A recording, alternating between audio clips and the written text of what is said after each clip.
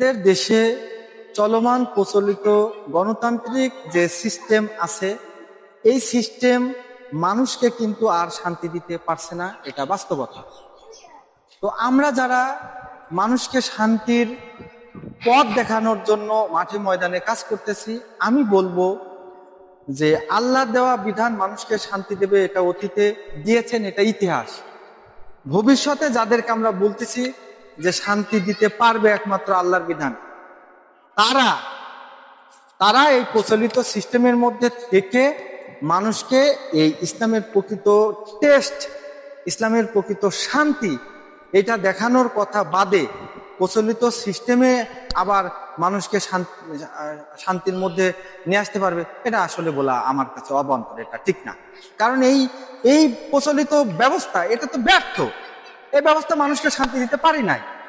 অতএব এই ব্যবস্থার মধ্যে নিজেকে নিয়ে আবার এই ব্যবস্থার মধ্যে মানুষকে শান্তি দেওয়ার কথা বলা, এটা অবান্তর।